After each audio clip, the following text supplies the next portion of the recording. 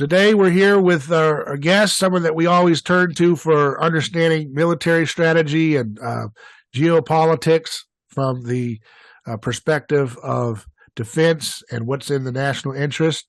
We have Colonel Douglas Macgregor. How you doing, sir? Very good, David. It's great to have you back. And, we've talked for a long time for over the last few years about the Ukraine issue, but since then, this issue with Israel versus Hamas has really taken center stage for the world's attention. And it's hard to kind of get the facts as to what's really going on. It's just such emotionally high, tenor when you go online and try to read articles and sift through what's really happening. So I thought you would be good because you're just going to give us sober analysis as you see it from a strategic standpoint and an American interest standpoint.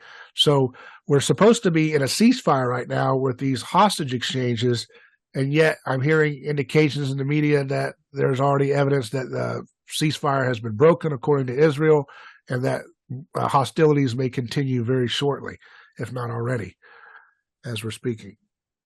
Well, David, at this point, you and your listeners know as much as I do about the allegedly broken ceasefire. I don't think anybody should be surprised that this sort of thing occurs. Can it be restored? I'm sure there will be efforts made to try and restore it if there's any chance whatsoever of hostages being released. And of course, the president is pushing hard for that. And I think Mr. Netanyahu is under pressure at home to get the hostages out. So we'll see what happens. It's not hopeless, but it's clearly a tough situation. Yeah.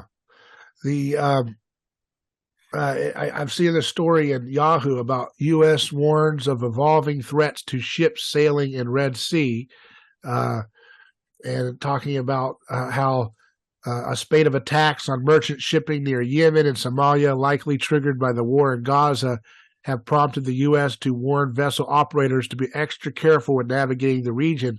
And it just indicates how volatile that region is over there, and the actions recently that have been undertaken in terms of the U.S.'s position in between the dispute has really shown how precarious things are, that things could really blow up bigger than just this conflict between Gaza and Israel. Do you see that as a real threat to what we're facing? Oh, yes, absolutely. This is very different today from what we've experienced in the past. I think the last major war in the region was in 1973, in October of 73, incidentally, involving Egypt, Syria, and Israel. And ultimately that was settled, but the Soviets at the time came very close to intervening, particularly on the Egyptian side. We were able to navigate those tough waters, and after setbacks, the Israelis recovered. But the bottom line is that this condition today is different. Let's talk about that a little bit. The Hamas attack has been described by some people as a trap set for the Israelis. I'm not sure that I can confirm the validity of that statement, but let's look at what's happened. The Hamas attack killed 1,200 plus Israelis, couple of hundred soldiers, large numbers of civilians. The brutality of the attack shocked everybody. And the Israelis launched almost immediately into a very emotional campaign for vengeance, which is understandable.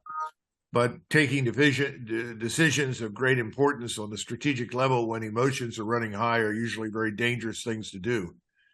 And I think the Israelis decided, well, we've had it with Gaza. It's more trouble than it's worth. We really need to clean the place out. So what we'll do is that we'll do what we can to defeat Hamas, but they know that that's a tall order because there are perhaps 25, 30,000 Hamas fighters. They're dug in deeply, and they have connections all over the region. More important, Hamas is an idea. The idea is the destruction of Israel, and it seeks to mobilize the Sunni Muslims for that purpose.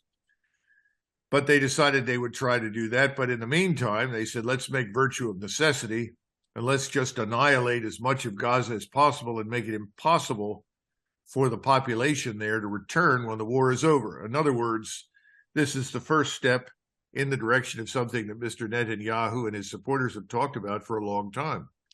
And that is, let's clear out the area between the Mediterranean Sea and the Jordan River. In other words, remove all the Arabs that are living on those lands on the grounds that this is ancient Israel. We're back. We're going to recover it and put an end to any Arab presence inside our borders. I think that's turned out to be a very dangerous thing to do, but that appears to be the case. And this has alarmed the entire region, David. So we're not talking now just about the Arab states that surround Israel. We're talking about a situation involving Turkey, Iran, and virtually the entire Muslim world. And everyone is opposed to the idea that the Israelis should be allowed to expel the population from Gaza and potentially down the line from the West Bank. That's seen as genocidal, and certainly as ethnic cleansing or worse.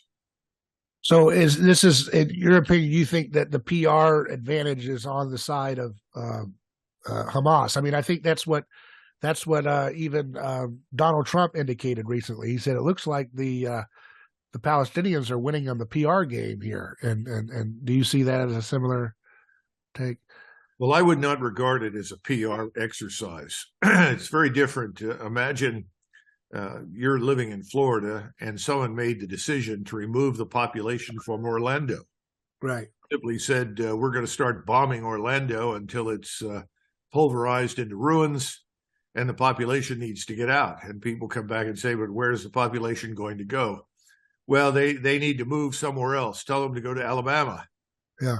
How do we get to Alabama? It's winter. We don't have clothing. We don't have food. We don't have water. And the answer is that's your problem. Right. That's not a PR issue.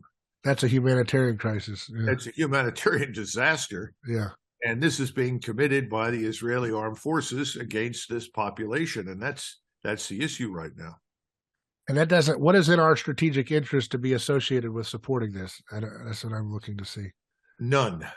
This is the problem. The United States cannot be seen, does not wish to be seen as supporting ethnic cleansing, genocide, expelling populations, replacing them with others on the world stage. That's not something that we historically favor or support. Now, have we done some of these things? Yes. If you go back to the 19th century, obviously we moved vast numbers of people we used to call Indians. We now refer to them as Native Americans. And we shifted them around, not on the scale of what you see in Gaza, but nevertheless, we've done that. And I think you could probably point to some things that we did in the Philippines during the war in the Philippines after we seized it from the Spaniards in 1899. But this is on a scale beyond anything like that. We haven't seen anything like this since the Second World War. And when you look at the battle for control of Gaza and the decision to root out its population and expel it, perhaps the last such event that springs to mind is the uprising in Warsaw between 1 August and 1 October of 1944, when the Polish resistance stood up and tried to dislodge the Germans from Warsaw. The Germans counterattacked in over 60 days. 26,000 German and Allied troops were killed. And ultimately, 200,000 Polish men, women, and children were killed. And what we see today as Warsaw, the capital city at that point, was largely leveled. Yeah. And vast streams of refugees and survivors of this disaster streamed out of the city. That's kind of what the world is seeing right now in Gaza. Israel supporters are arguing, well, this is historically, biblically Israel, so they have to leave. That's a tough sell, particularly when the people that you're talking about expelling have been there, certainly for the last 1,000, probably the last 2,000 years. And that doesn't market well on the public stage. So it's bad PR, but it's a human tragedy. Yeah. And I don't think the president of the United States, regardless of whether he's Republican, Democrat, or anything else, can stand by and simply say, well, we support Israel, let it go. I don't think that's going to happen. I also don't think large numbers of Americans watching this tragedy unfold are comfortable with it. Perhaps I'm wrong, but I don't think they are. Yeah. So what's the calculus in D.C. for going along with this? I mean, there's estimates that 5,000 kids have been killed in Gaza. I don't know. I mean, every time you say that, you're told by the influencers who are pro-Israel that you're spouting nonsense. But I don't think you can dispute some of these statistics. There's a tremendous amount. I think they said half of the population of Gaza is under 18. So if you have a certain percentage of people who are killed already, you're going to get a lot of young children in the midst of that, right? David, I think you're right. And unfortunately, dismissing these things as nonsense because the sources are non-Israeli isn't going to work very well. We've been down this road before with Ukraine. Anybody who raised objections to what the Ukrainians were doing, to the reports of their behavior, which included murdering Russian civilians and soldiers, kneecapping them with one shot into every knee of a Russian soldier who's a prisoner of war. These things were all dismissed. Well, they've turned out to be true. The same thing is true for the reports from the battlefield. The Russians are losing. They're dying in great numbers. No, that was not really true. On the other hand, that is true for the Ukrainians. So our media have not been very helpful to us in terms of depicting reality. So I think that a lot of these horrific estimates are truer than we would like to say. We, of course, don't like it because we support Israel. I've always supported the Israelis, and I'm deeply disturbed by what's going on. And I would support a ceasefire and try to find a way out of this morass, because my fear is that if nothing is done and this continues, that the entire region will end up at war with Israel. And let me just divert for a second and give you an appreciation for this. The Turks, there are almost 90 million of them in Anatolia. The Turkish state can field 2 million men under arms in its army in the space of a month if it wants to. Has a very effective reserve mobilization program. It has not only the largest army in NATO, but perhaps one of the very best. And the Turks are ferocious fighters. They have a very large navy. They paraded 100 ships through the Bosporus to celebrate the 100th anniversary of the founding of the Turkish Republic after World War I. Mr. Erdogan, the president of Turkey, has said very clearly that as far as he's concerned, Netanyahu is no longer a discussion partner for the Muslim world. Mr. Netanyahu is a war criminal and must be removed. He's also said that the Israelis have nuclear weapons, and if they think 100 nuclear weapons are going to save them from what they are doing, they are wrong. And the implication is that the Turks, if they need it, can get a nuclear weapon from Pakistan that would essentially deter the Israelis from using anything against them. Finally, he has said that there will be justice. Justice will come to those who are committing these crimes, and eventually Turkish soldiers will fight in Gaza. Now, that's pretty frightening stuff. Right. The Turks are not Arabs. The Turks are a very sophisticated crowd. They have excellent equipment. They're very capable people. Standing next to them, but much quieter on the world stage at the moment, is Iran. And for reasons that I think are completely insane, people are talking about attacking Iran as though Iran is responsible for what's happening. Iran has nothing to do with what's happening right now. And the Iranians would very much like to stay out of it. But for one reason or another, the usual suspects that got us into Ukraine and failed over there are trying now desperately to drag us into war with Iran. We don't seem to understand that the entire Muslim world is watching. And the proxy forces, or what I would call the irregular forces inside the Arab world, they're already engaged. They're attacking U.S. forces, or perhaps 5,000 of us in Iraq, another 2,000 in Syria. These are penny packets, small elements inside little bases that are very difficult to defend. And I'm sure that if they really want to overwhelm these bases, they'll be able to do it. I think the Iranians would like to stay out. But if we provoke and precipitate an event with Iran, you have the potential for Iran and Turkey to both align for the first time, I would argue, in perhaps 1,000 years or more, against Israel as well as us. It's not a question of can we win? No, there's not much for us to win, frankly, in a fight like that. But the issue is for Israel. Can Israel survive this?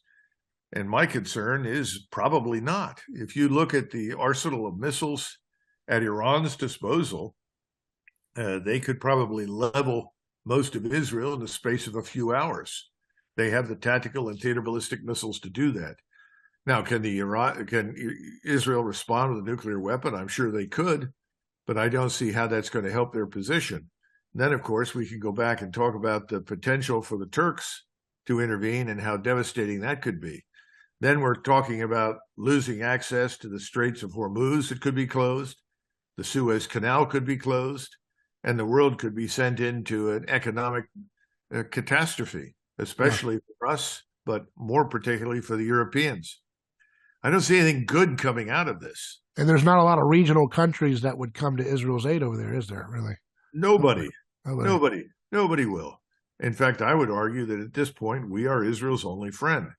And that's why I've said from the beginning, if we genuinely care about Israel and support it, want it to survive, as a friend, we're obligated to save Israel from itself and dissuade them from persisting in this policy that will lead to their destruction. But, I hold a minority opinion, and there are lots of foolish people in Washington that are beating the drums for war and think this is a wonderful opportunity to settle accounts with the whole world and restore unchallenged American military hegemony. Doesn't Israel have other friends like Germany that said, hey, we'll take all the refugees, so we'll go ahead and get some planes ready for the Gazans, right? No, I don't think so. I think the Germans have had it with refugees. I think Europe has had it with refugees. They've got a war inside Europe that they're fighting, and it's only going to get worse.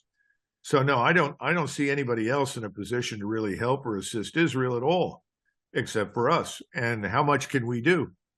I mean, David, do we have an army at all?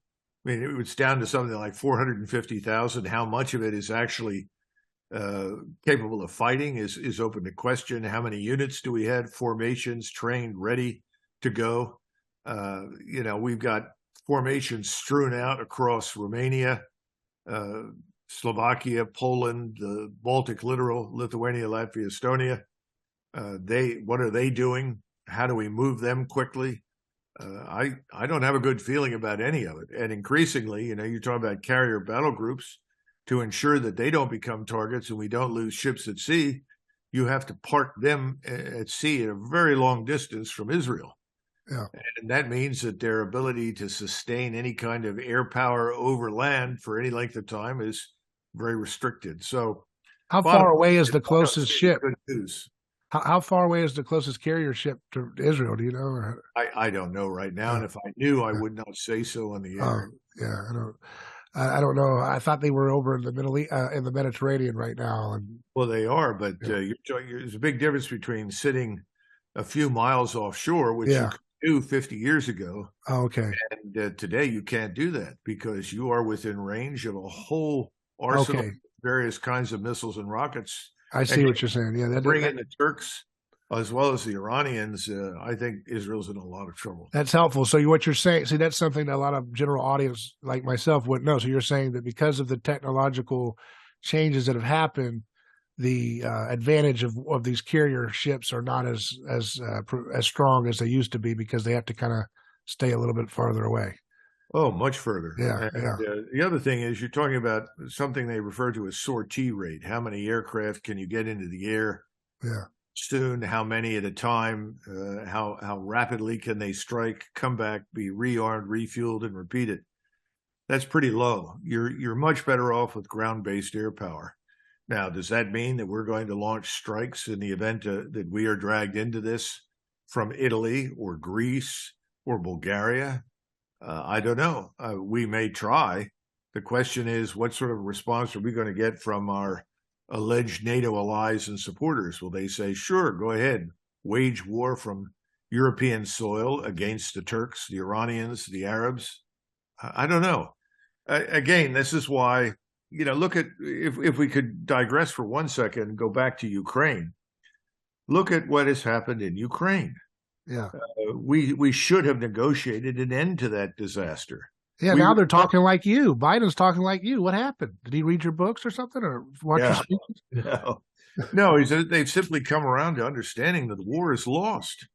It's been lost for months. I argued from the beginning that Ukraine had no more chance to succeed against Russia in a war than Mexico would against us. And everybody said, "Oh no, you're wrong." Those of us that spoke out against this futility of war with Russia have been proven correct. Russia was not weak. Russia was not isolated. Russia was not incompetent. Russia has had to build up its military power. That's very clearly been the case. And right now, Russia is stronger than it's been since the 1980s. But we refused to negotiate. We wanted, we essentially said it's our way or the highway. And right now, the Israeli position is it's their way or the highway. If you take that position, you are almost certainly going to lose. And we have lost badly in Ukraine. We look ridiculous. NATO is a joke. I mean, how much weaponry and how much money do you have to invest before somebody finally stands up and says, look, this isn't working. The Russians are destroying the material we send quicker than we can move it. We can't build a Ukrainian military establishment from scratch in the space of a few months. Yeah. Even though they've had 8 years to prepare, that force was destroyed pretty quickly early on in the war. But no one would come to their senses. And so now Ukraine is in ruins. Yeah. That nation is destroyed, David. I don't know what happens next, but whatever happens, the Russians are going to dictate the terms. And frankly speaking, it won't make any difference to them whether or not we accept them. It sounds like these proxy wars are nothing but a pump and dump Ponzi scheme, like the FTX scandal. It's the same thing. You just hype it all up. You do big things. You bring the guy over to the Congress. You do a lot of PR. You bring out Hollywood celebrities on the CIA payroll. You do all that stuff, and then you pump it up, hype it up. You run out of weapons and run out of money. All right, let's go stop it. And then seems like this is all we do. It's just these little pump and dump hype machines. Well, it's hard to refute your argument. That's certainly been the case with Ukraine, and I would prefer that it not be the case with Israel. But I can't predict the future. All I can say is that this time everything is different. Yeah. People saying that, oh no, Israel can master the situation. Israel can defeat all comers. No, it cannot. And it's foolish to assert that. And Israel has limitations. So do we. And my argument is let's recognize those limitations and let's negotiate an end to this catastrophe, even though that ending may not be everything everyone wants. That's called compromise. Yeah, so if we care about Israelis rather than whatever their government wants, then you would want to have them have a peace rather than have this endless thing continue. What is a tenable peace? You are someone that you talk about these things, you think about these things, you work in this world, you were in the Defense Department, but you also have an understanding, I think, of diplomacy. That's your a lot of your study and your background. So what would be a tenable peace? I know that you're not really into nation building, but you still think about these things. What's an actual, workable peace between these two conflicts? Well, it will take the United States and other actors on the world stage to involve themselves in finding that solution. This is something that the Israelis cannot do on their own. They're going to need help and assistance because remember, the government that is in power today in Israel is extremely uncompromising. In other words, their position is back to my way or the highway. That government is going to have to be removed. You're going to have to remove Mr. Netanyahu from power. The Israelis are going to have to do that. You're going to have bring in new people, and those new people are going to have to work out the solution. I don't know what that looks like, but my point is any solution is better than the deaths of millions of people. Yeah. And that's what I fear, because the tendency of these things to rapidly escalate is hard to ignore. We've been very fortunate. I know a lot of people will find this hard to believe, but we are fortunate, frankly, that Moscow has wanted to limit the conflict to Ukraine. Yeah. We have provoked the Russians routinely. So have our European allies. There are many opportunities for the Russians to have escalated and moved the war further into Poland, Slovakia, Romania, Lithuania. They haven't done it. and they don't want to do it because they didn't want the war to begin with. What we have now is a little different. We have people that are implacable enemies for whom there is no good solution at the moment. And the predisposition is for all sides to escalate.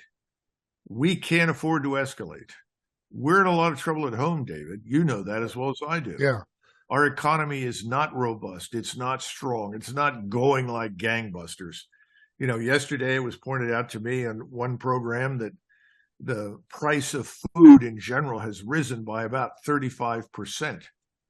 We haven't even talked about energy. You start talking about a full-fledged war in the Middle East, I would think all of those things will go through the roof. That's not what we want or need as a nation. I'm sure the Israelis don't want to risk total destruction. And right now, most of the Israeli population has moved into the center of the country, around Haifa, Tel Aviv, Jerusalem. The north and the south are being evacuated in many cases. It'll get a lot worse. And once you've concentrated that population, you don't need a nuclear weapon to be effective.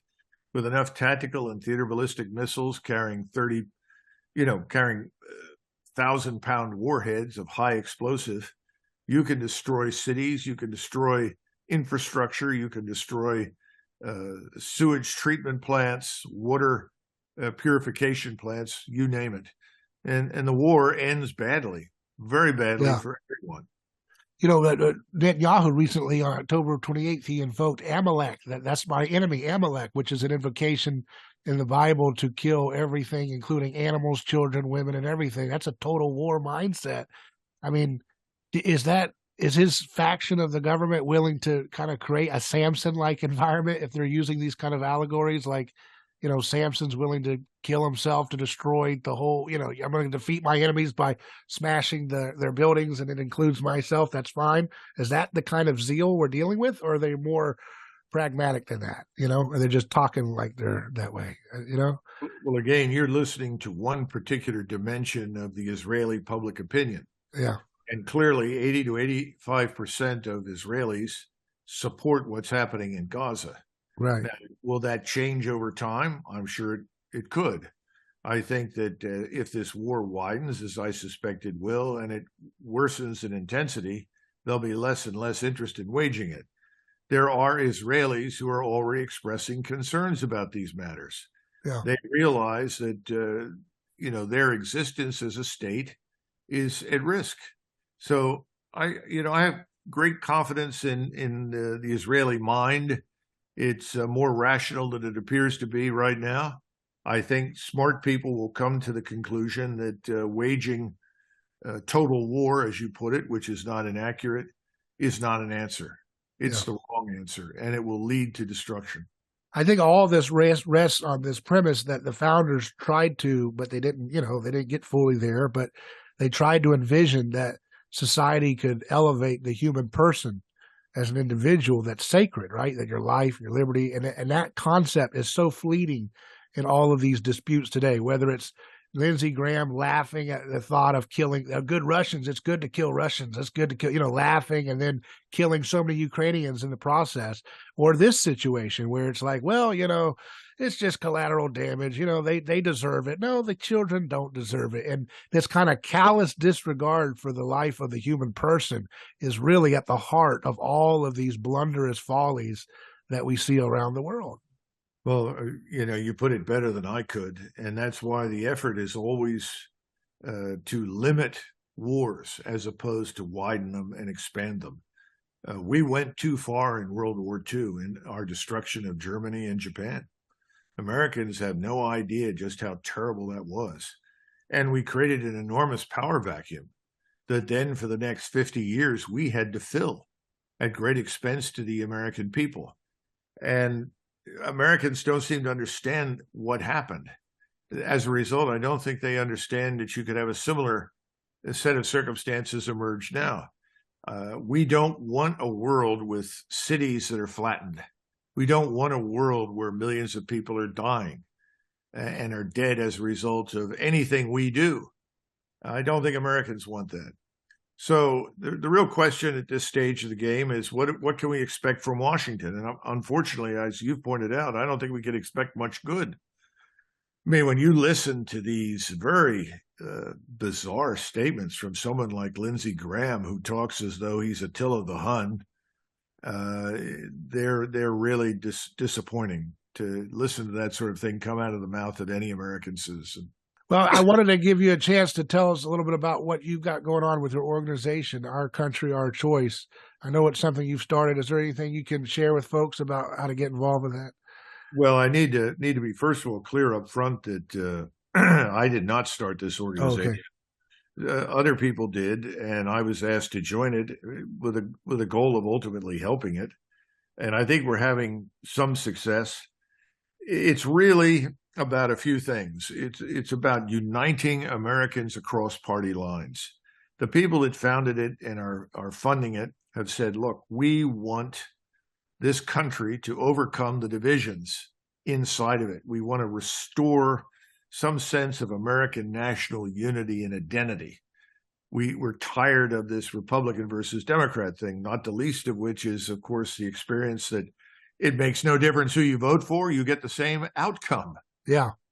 And said we need a third way. We need a new way forward. So what are we talking about? Well, we want to end these open-ended conflicts and commitments overseas. We want to defend the United States in our hemisphere, defend our country. That means not waging war on the Eurasian landmass against all sorts of people that, frankly, may not be terribly relevant to us. So end those wars and needless commitments overseas. Secondly, we want to restore the rule of law, and we want to begin by securing the border. End this open borders nonsense. I mean, we have vast areas now that are just open. I mean, the Border Patrol has been turned into a customs service whose only purpose is to process illegals as they come into the country. And even then, they can't process very much. We have no idea who's coming in or how many people have come in. And then finally, we also want to tackle a number of other issues, not the least of which is the sexualization of our children. We want it to stop, put an end to it. We want to preserve our national identity, culture, and history. These are the unifying forces. We would like to see elections that are free and fair and uncorrupted. Now, perhaps this wish list could go on, but those are the big ones. Yeah. Those are the things we're most concerned about. And we're getting a good response. In fact, we're having a lot of trouble keeping up with it because we don't have the staffs to do everything that we want to do. But having said that, it's a good beginning. Yeah. And I think anybody who wants to learn more about it, they need to go to ourcountryourchoice.com. Just write it as one word, ourcountryourchoice.com, and look at what's on the website. And if you want to join, it costs you nothing to join. You can register and be patient with us. We're building. This is a building phase. We just started in earnest in August. So we've got a long way to go, but we think that certainly by the spring, we should have a very large organization that through weight of numbers and unity can really have an impact in what happens next year. Well, I really appreciate your time, and I'm looking forward to seeing what happens with this endeavor. And I do want to leave you though with the thought that I mean, I know you don't get emotional into this stuff. I mean, I'm sure you do to some degree, but you're just trying to give analysis.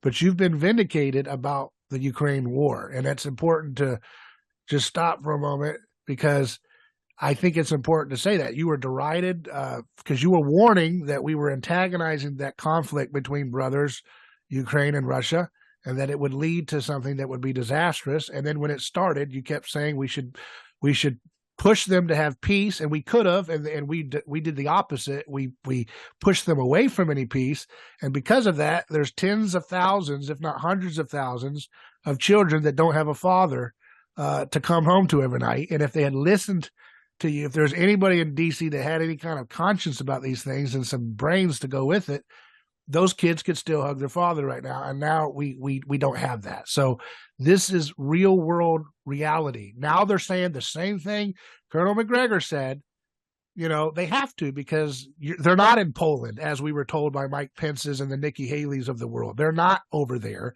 And it looks like we are going to have to make a compromise with the Russians. All the things that you said, the only difference is so many people's lives have been lost and scarred and marred for the rest of their lives. And so that's the difference between telling it like it is with morality and then not. So I appreciate you for sounding the alarm, and it's just unfortunate that it took so long for reality to sink in for these people in D.C. Well, thanks, David. I think you're right, and there is an acute absence of moral conscience and moral turpitude inside the Beltway. There's no doubt about that. Well, listen, God bless. Thank you. Good luck. We'll be in touch. All right, take care.